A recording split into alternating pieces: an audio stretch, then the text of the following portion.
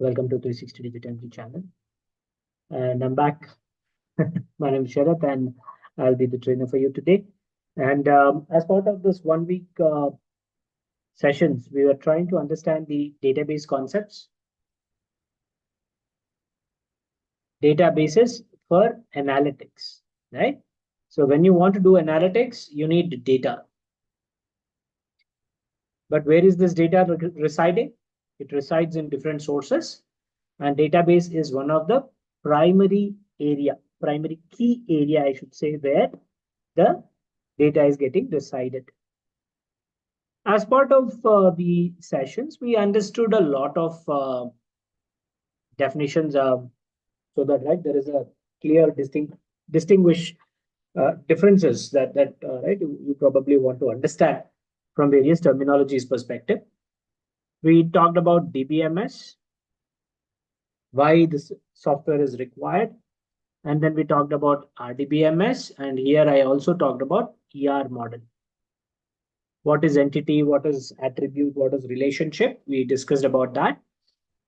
Then in order to deal with or access the data which is managed by these softwares, we require a communication medium, which is SQL. As the name says, structured query language, the data always has to be stored in a predefined, organized fashion. There will be a predefined definition for the data that is getting stored.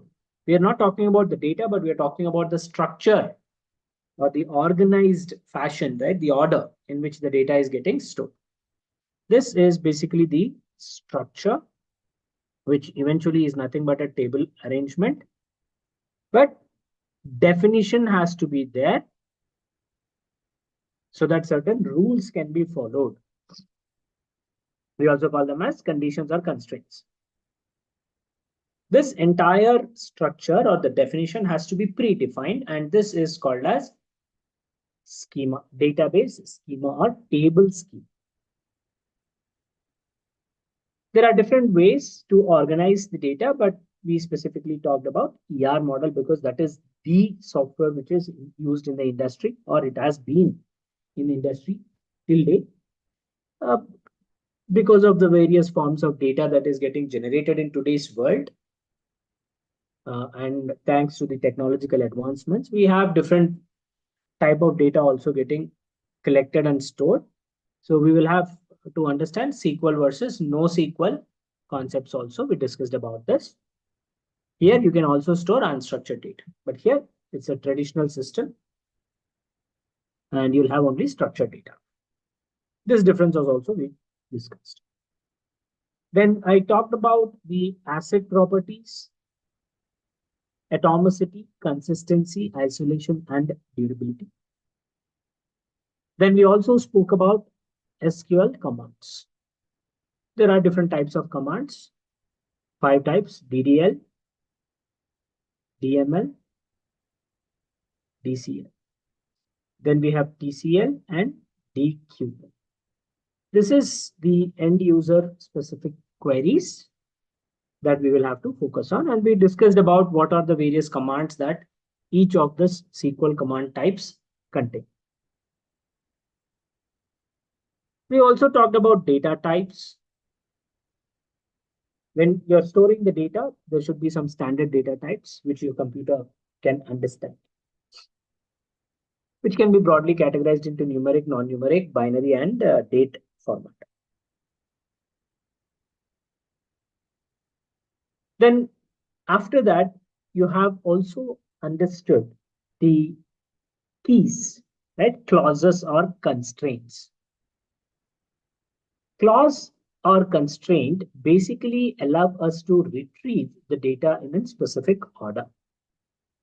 So when we talk about retrieving the data, when we want to check what is the data that is there, specific data that we want, you write queries. And here we will write select query. Now, when you say select, you want to select what you want, right? You can give column names, comma separated, or just star, right? You just give star. That means all the columns, attributes. Always remember when we talk about a table, friends, remember this. When you talk about a table, the structure is rows and columns, correct? Rows and columns.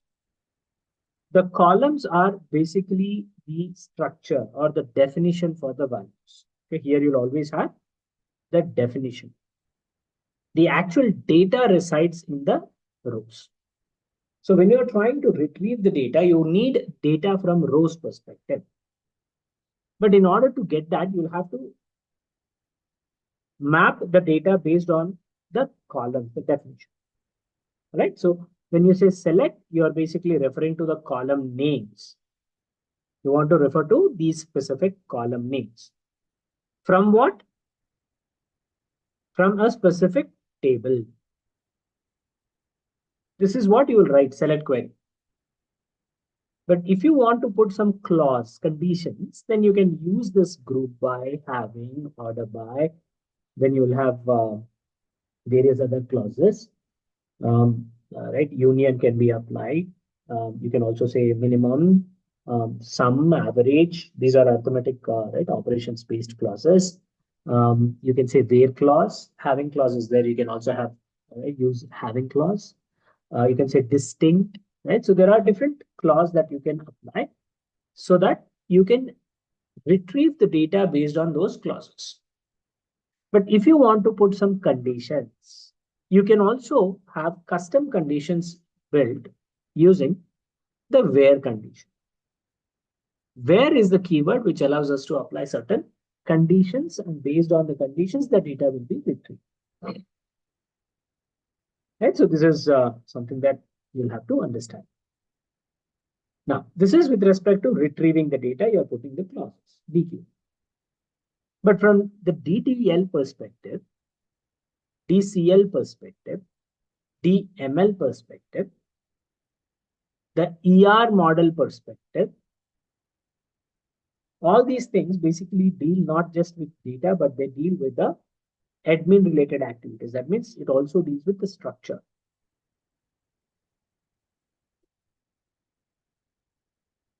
Now, when you are trying to organize the data, you need to follow certain rules and regulations. Those rules can be defined, right? And as part of the data controlling perspective, the management perspective, you put these constraints or conditions.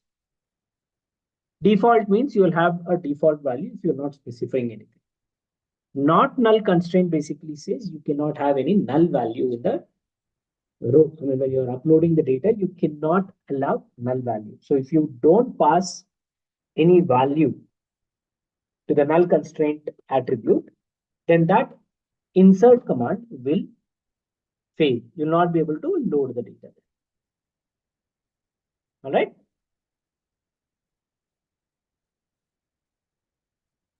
Next, unique basically talks about having a unique value. That means you cannot have a duplicate one. If you're uploading a value into a specific column, you cannot pass the same value again. For example, employee ID and employee name. You may have same name employees or student for that matter. You can have names repeated, but ID cannot be repeated, right? So in this column, you'll have unique constraint. Then very, very important, the key constraints. The primary key is basically something that is used as a reference, right? It's basically a field or a column, or it can also be a composite primary key. That means you can have multiple columns combined together, right? Which will help you to identify each row in a unique manner.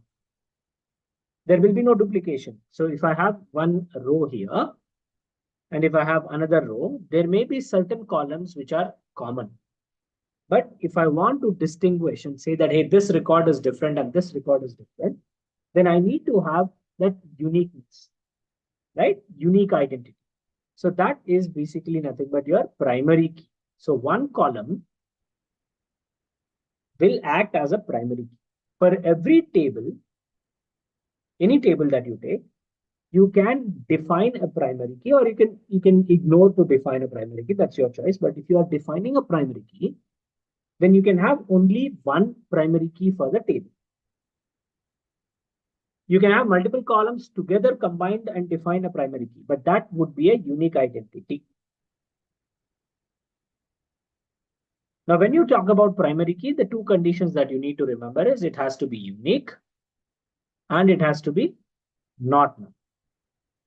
So this constraint and this constraint should be satisfied. Both together has to be applied. Okay, so when you say primary key, it will automatically be applying the condition. Now, what is the advantage of having a primary key? So when you are basically having this primary key, you will be able to take the advantage of that uniqueness and use that primary key for mapping it, right? With the help of that primary key, you will be able to map that table with other tables. Okay, so that is basically the advantage of your primary key. So we have this foreign key, which basically is a column in other table.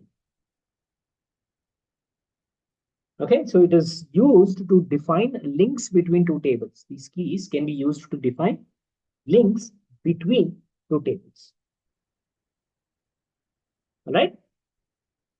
So if I have two tables, for example, I would say student data, right? Student table.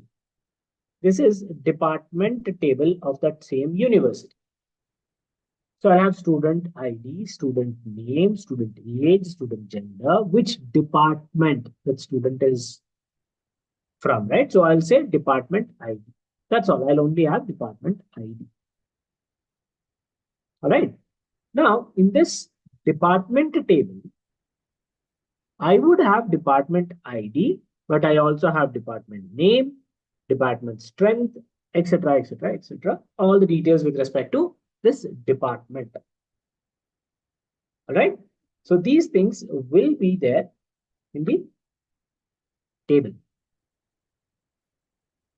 Now, if I want to access the complete details about a specific student, then from the student perspective, I'll get the details. But what department does that student study and what are those department details? How would I get? I'll have to establish a relation between these two. Only then I'll be able to retrieve that appropriate information, right? So this is table 1. This is table 2, assume. Now for table 2, I'm defining this ID and department ID as primary key. And in the student table, of course, this is student table, right? So student ID becomes primary key, but I can define the department ID as foreign key here. Okay, I can define this as a foreign key. So a foreign key is a column or an attribute in one table, which is basically being referred. This is in one table, foreign key, right? This column. This is being used to refer to the information from other table by mapping it to the primary key of the table. All right. So foreign key data, wherever you are seeing, right? For this example, department table becomes the primary table. Right? We also call it as parent table. Whereas the student table here, where you will have the department ID as foreign key, this table becomes a child table. Parent table and child table. These are the terminologies. This way, you can define relationships between the different tables. This definition is actually represented in the ER model. These relationships that we define, right? Those things are represented in a pictorial, right? So that is your ER diagram. But you always, right, don't have to have these constraints. right? There might be scenarios where there are no constraints, no conditions, but still I want to retrieve information from two different tables. I want to get data from combined, tables. So in such case, I would basically map tables together. Forget about constraints, right? We are not looking into any conditions, key constraints. I'm just talking about two tables where I want to join them together to get the data, right? And this concept is very, very, very essential. All right. Now, in practical sense, what happens? We basically store the data in different tables like student table, department table, accounts table, technical team table, right? HR tables. So we'll have different teams maintaining their respective data in different tables. And in the ER diagram, from a business perspective, we'll try to define the relation between. We generate the links between them, right? Relation between. Using these key constraints that we just discussed. All right. So when you want to retrieve the data from these multiple tables, we will have to try and write SQL queries, SQL logic in such a way that the data is being fetched from two different tables, irrespective of whether there's really a join or not, okay? But joins basically have a logic to map the two tables, right? So joins will work on tables which are related in some or the other. All right. So we will be trying to retrieve the information from not one table, but multiple tables. Again, this is a retrieval process. So what section we will be using or what SQL commands we will be using for SQL joins? A question to you all. Which SQL command category does this SQL joins belong to? Is it DDL, DML, DCL, TCL, or DQL? Yeah. Which section of SQL commands does this belong to?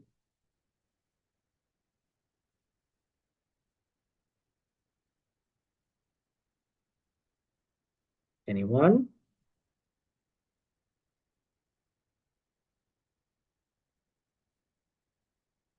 No?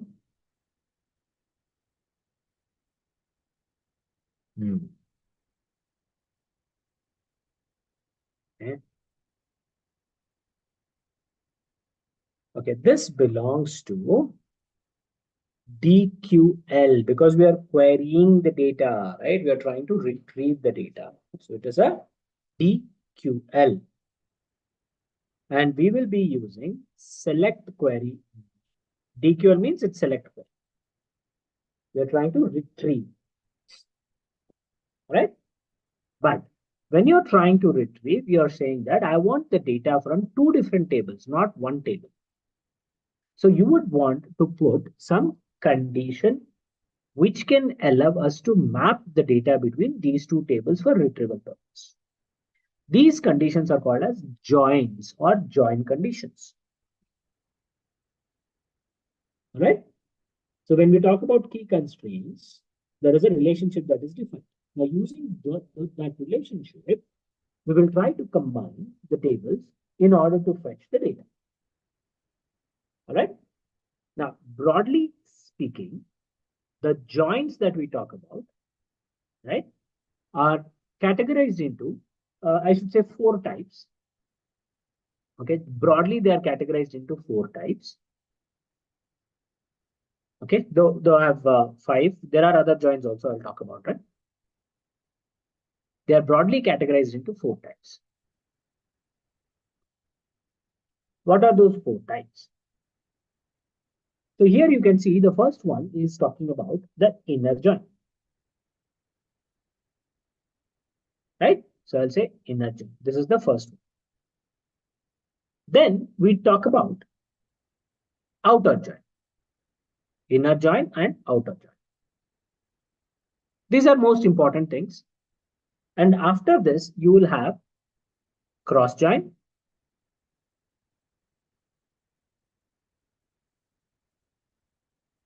And we also have something called as self-join.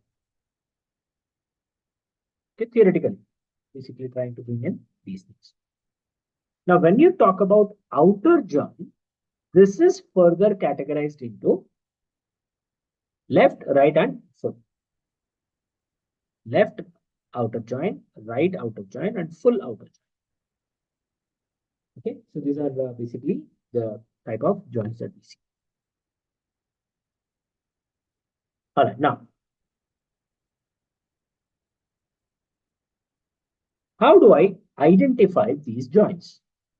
Right, so how do I distinguish these joins?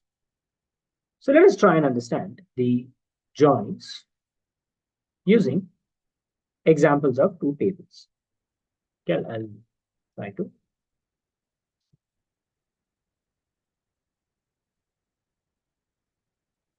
highlight it here. Okay. The first one is inner join. Inner join definition perspective says it selects the rows, records or rows that have matching values in both the tables. If I have two tables, I'm talking about two tables, A and B, for example, right? There will be multiple columns. Inner join is basically an intersection. I can say it is like intersection, which says that it will retrieve the data which is matching in both the tables, right?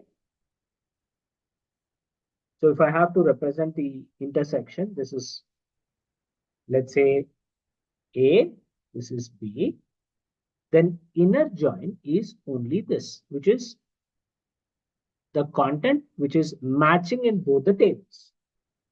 That's all. This is inner join. All right. Now you can also apply complement of it, negate this. That means you are going to get the unique content in both the tables, opposite to the inner join. Okay. So this way also we can take the command. You'll first do inner join and then say whatever is not there inner join, that would be your unique data from both the tables. Next, we have the outer joins. Very, very important. Inner joins and outer joins. These are two important things that we'll have to look at. Now, when I talk about outer join, as I said, there are three different types. One is left, the other one is right, the other one is full outer join.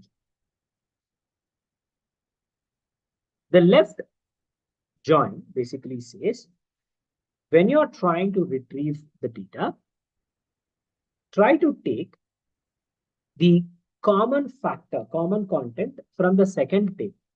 Don't take everything from the second table. What does that mean is, I'm putting left join here, left outer join or left join. If this is my table A and this is table B, there is some intersection, right? So I'm representing. So when you say left join, in between these two, A and B, which table is towards left side, right?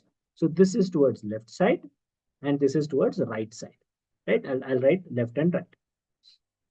Left join means you consider table A completely, okay?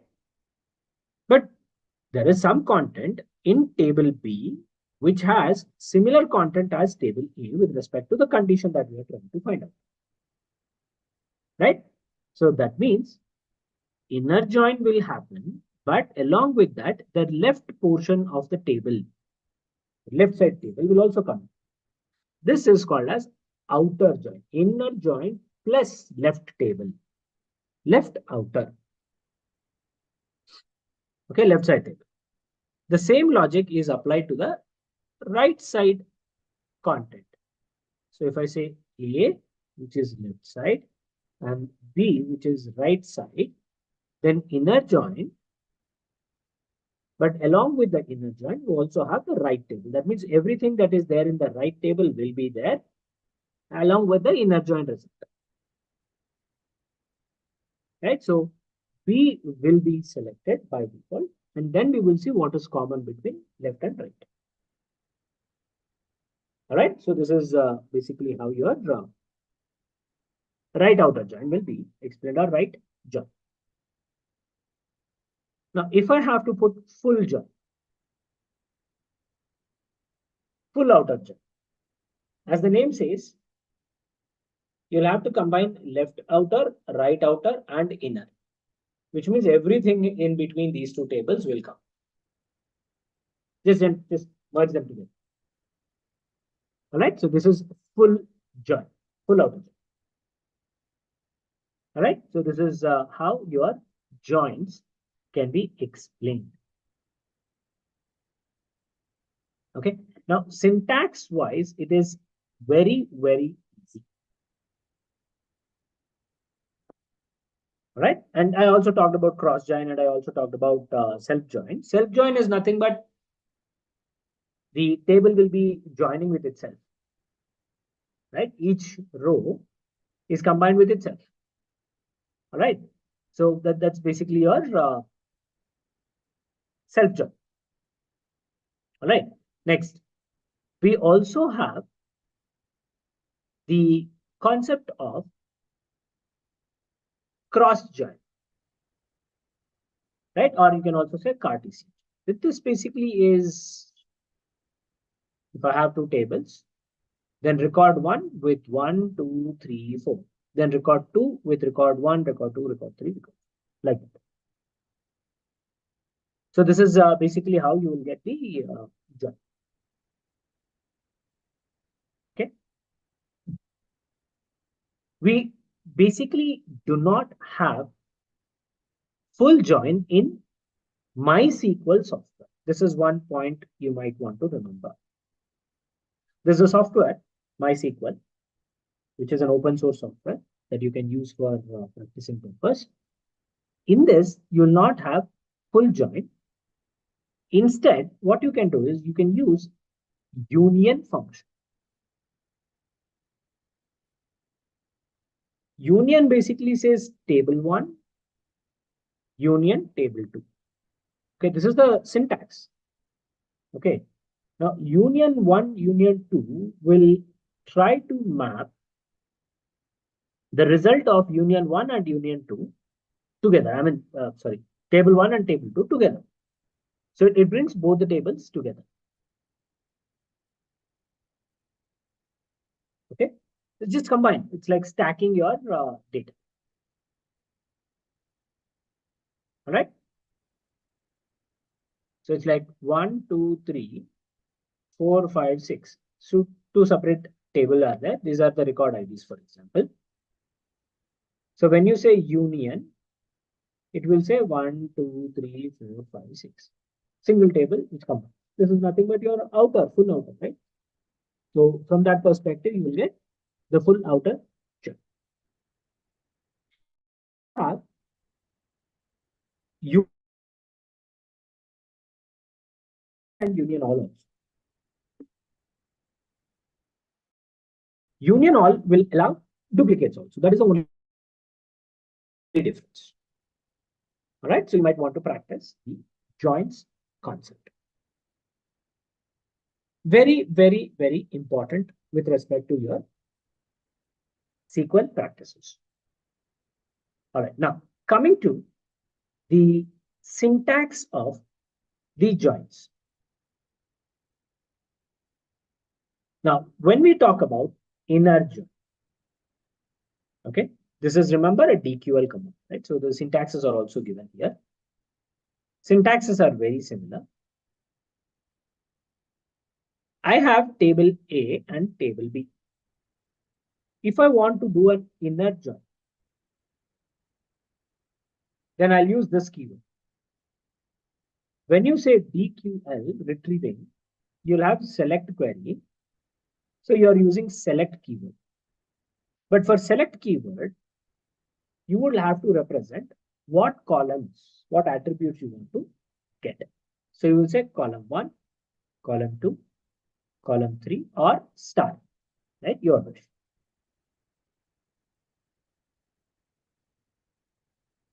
Then you will say from, right? Selecting these attributes from a table. right? What table? A. We have two tables right here. Table 1, table 2. So I'll say from A. Okay. But there is table 2 also. So you are going to use this keyword called inner join. Okay. So I'll use this keyword called inner join. Joining what? Inner join this with table B, second table. How do you want to join? Use inner join. Okay, this is the specific keyword and this is the command, inner join. But joining these two based on what? So you're going to say a keyword called on. On represents the attribute that you want to use to map these two. So you should have a column which is common in both the tables, right? That is nothing but your key constraint. Remember, we discussed about key constraints. The column names may be different, but you want to use those respective columns from A and B to map these two together. So I'll say A dot column 1 is equal to B dot column 5. Content wise, both are same. Names or right, positions could be different. Right? So if the content is same, then it does the job. Now, if this command, the same command, you want to do it on, let's say, outer join. Okay, let's talk about outer join. In the outer join, we are having left, right? So I'll just follow the same logic. Inner is done. Now we are talking about outer, and in outer, first I'm trying left. So the only thing that we will be changing in the syntax is in place of inner, I would say not outer, but I would say left. That means I'll take the left table A and then try to compare that content that I have in A with respect to B. If whatever I see common in B with respect to the values, only those rows I will copy. Not everything from B, but everything from A will be. Now, if I have to say right join, then all I have to do is remove this left keyword and put right. That's all. Job done. Now what happens is B for sure is selected and whatever is common in A, that would be. Then if I say full join, now in MySQL it is not there, but in other softwares it is there. So here what you'll do, in place of right, you will have to put full outer, right? It's not just full, but you'll have to say full outer. Okay, that condition has to be up. Okay, so this is how you would try and get the join. Union one I've already explained, right? You say select. The union basically is different. For cross join, you just write the syntax. Cross join. I'm not specifying any column names. I'm saying select everything from table 1 and table 2. Cross join means it's Cartesian product basically. All right, so this is how we try and do the joins. Very, very, very, very, very important for SQL practicing. All right, now you can go to the YouTube channel, friends, as I explained, right? In the past also I've been pushing you people to go to the YouTube channel to refer to the detailed content discussion. You can just come here and subscribe to this and you'll have the videos. All right, now, if I come back, then here we have to talk about other two important things. Okay, now, there are many important things, of course, but one important thing that I want to talk about is views. What does a view actually mean? SQL views.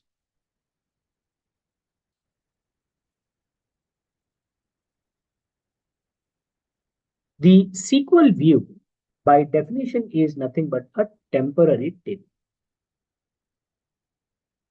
All right? But it basically retrieves the data from actual table and presents it. So view will always be a result of a SQL statement or SQL query. For example, you have individually multiple tables, table A, table B, table C, table D, like this. Now, when you're writing any query, you want to fetch the data from two tables, right? Just now we discussed joins, right? So assume I want to get data from these two tables. So what you do, you try to write a SQL join function, and that DQL query will run and give the result, right? It will return the result. Now, what if I want to have that result intact so that I can probably use that for some other purpose, right? I want to use it for some other purpose. In such case, every time you don't want to run the SQL query, rather you define the query as a SQL view, right? You create a view. Now, a view is nothing but a temporary table. That means the table will be there, rows will be there, columns will be there, the data inside the table will be there, and all that would be there. But this data is not physically present. It is only a map of a SQL query, the result of a SQL query, right? Physically, the data is here. This is only the representation that you would get, which is nothing but the result. Okay. Now, the advantage is this is a temporary table, right? So you'll not be able to make any changes to the data. And you don't have to give the access to this complete tables to, let's say, analytics team. This is more from an admin perspective, because there might be sensitive information in certain columns. For example, in table A, I have 5 columns which are very, very sensitive and I cannot share that. But I want to share the remaining columns. Same way in B also I have 2 columns which are very, very sensitive. I don't want to share them.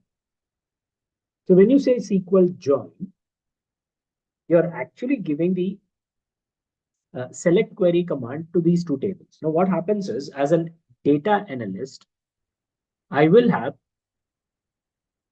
the permission, right? I'll have the permission to write a select query.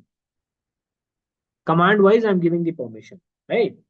So I'll give select query permission on this tables A and B.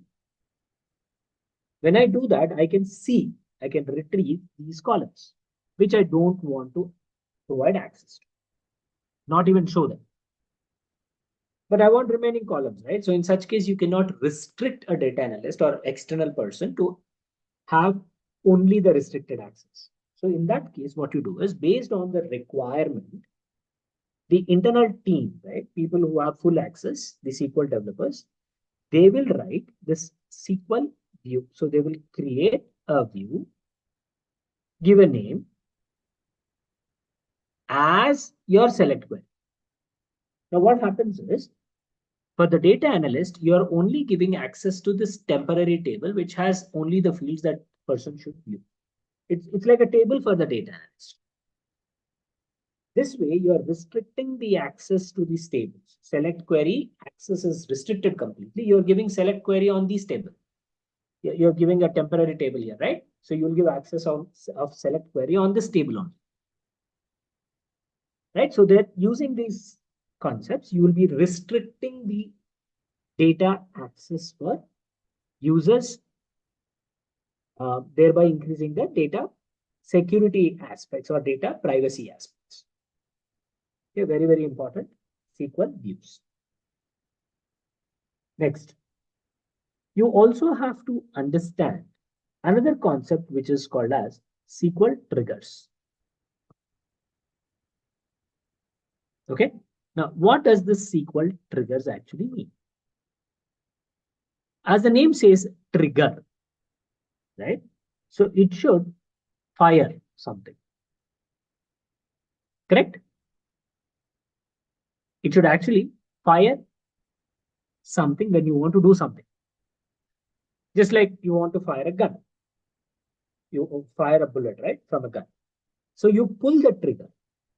When you do that action, the reaction is the bullet fires from that equipment. Same way, in SQL, you want to do some automation, event-based automation. That also is done by writing SQL scripts, which will be executed when a specific action happens, right?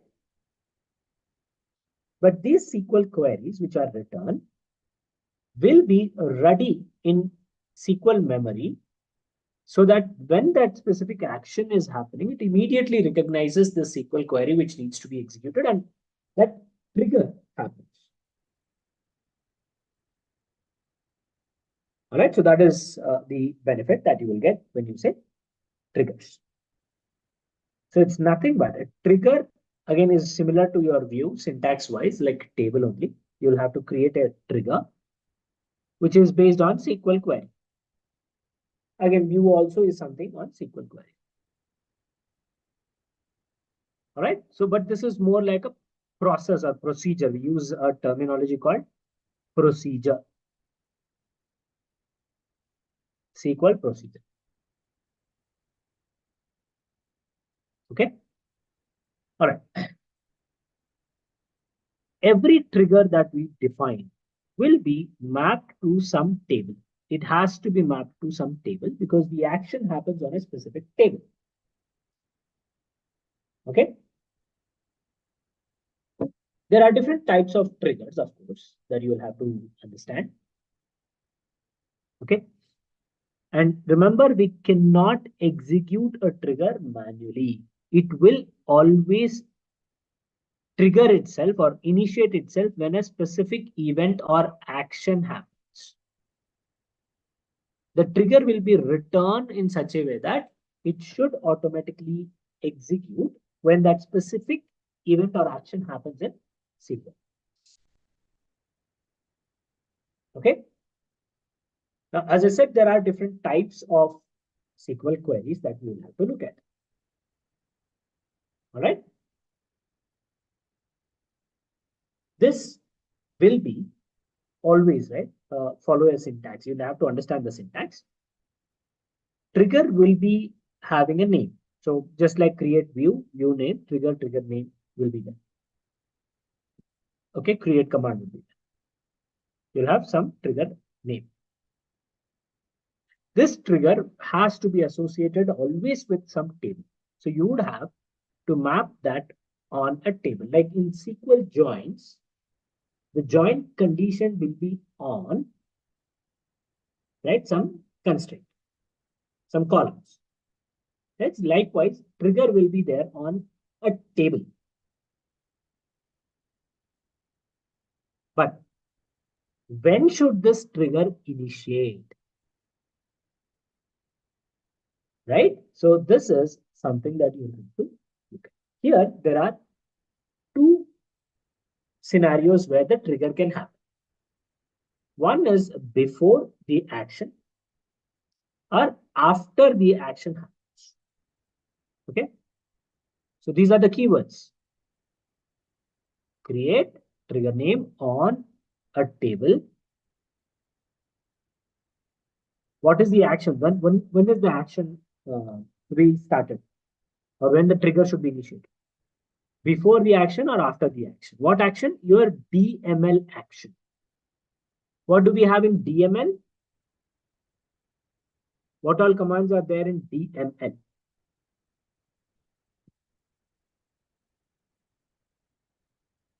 Anyone?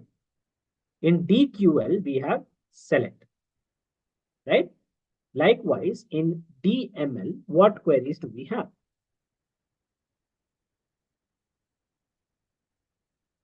Data manipulation language, right? In talk about SQL commands, you have DDL, DML. DQL contains select query. In DML, you will contain insert, update, and delete. So when you are doing, right, when you are trying to do any DML action, then your trigger should initiate either before the DML action or after the DML action. Okay, before or after. Next comes, this is a trigger.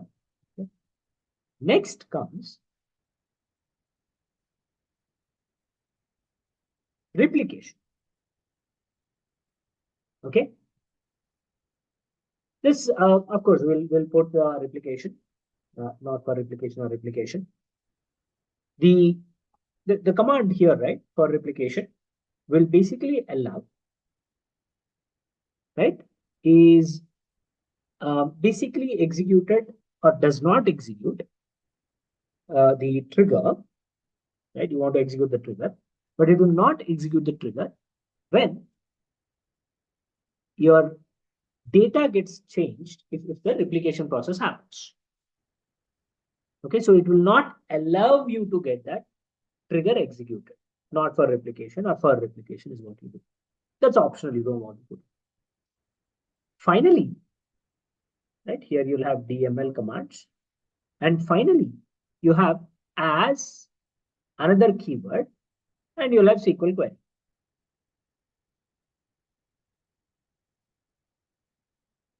Okay, so this is the action that you want to perform when an event happens. For example, I have a table, and in this table, I'm trying to add, let's say, student details. When a new student probably joins this university or school, for example, then there are a bunch of other things which should activate. Right? For example, email ID creation, joining date automatically updation. Right? So there are certain actions which needs to be automatically triggered. A welcome email probably.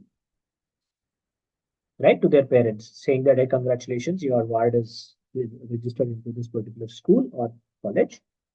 Right? So whatever the email ID that student will details will be provided. When I put that, then I would want an automated email to be sent.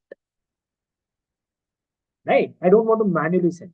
So as soon as the developer enters the student details, including the email ID, this is an insert command, right? So I will say after insert, in this example, I will write a trigger for after action. After insert, there should be an automated email sent. We'll write a SQL. Or probably you are going to create another table, which is department table. This is the main table where all the students' data is included. But here, this is department table, and only students who are associated to that particular department will be there. So I don't want to manually enter the student details. So as soon as I say department here, department ID is given. After insert, I will write a SQL query on this main table, which would replicate or which would copy that row into department table. This entire row that we are seeing is copied into this table.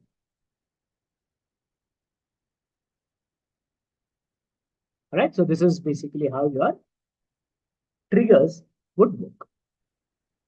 So a lot of automation can be completed using your triggers. A SQL trigger is a procedural code that is automatically executed in response to certain events on a specified table. All right. Create trigger name before or after DML. Insert or update or delete can be there on table. Right. You can either write on table here or on table after the before or after command. Now, how do you want to do it? For each, for command, right? For when you want to do it. So here we are saying for each row. So whenever each row there is an action, then you do it. Or you can say for table or for column, right? So you can write different conditions using for. You want to replicate or not replicate it. That was the example that I quoted initially. Here it is basically saying that on every row, this action has to happen. Right? This way, automatically, certain actions can be implemented. All right, next.